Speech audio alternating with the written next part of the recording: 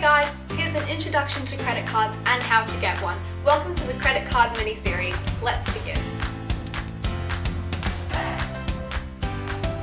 This is going to be a really big chapter.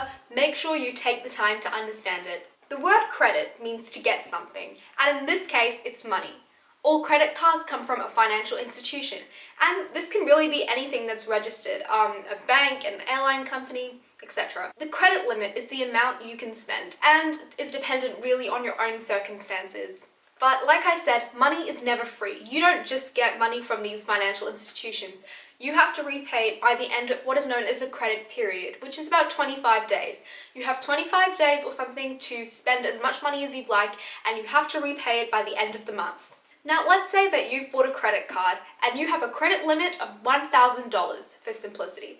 And this month you end up spending $600 during the credit period.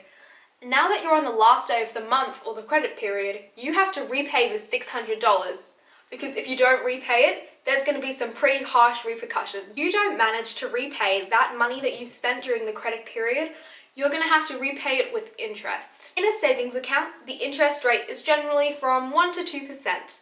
In a home loan, it's about 3 to 5%.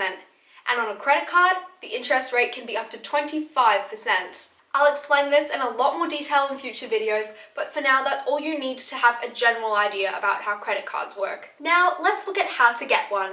So, you have to apply to a financial institution to get your credit card.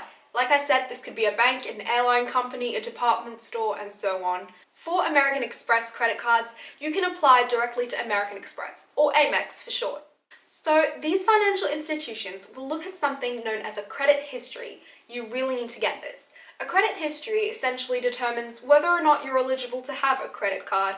So, for example, have you been able to pay off your loans in the past? What are your monetary experiences? Do you have a steady income? Can you support a credit card? So if you've been unable to pay off your loans in the past, you most likely won't be getting one. As well as this, they look at your experience with previous credit cards if you've had one, and if you've been able to use it responsibly, which I'll teach you about in later videos. As well as this, a financial institution will ask you whether you want to set a certain credit limit. Now, they will already determine what amount of money they're willing to give you at the maximum, and you can lower this depending on what you think will suit you best. And that's all there is to getting a credit card. Now, that's why it's so important to be financially stable and educated, and of course, have a good credit history. In this series, we're going to cover benefits and risks of credit cards, how to repay one, special features, and so forth. Next week, we'll be looking at the unique features, so see you then.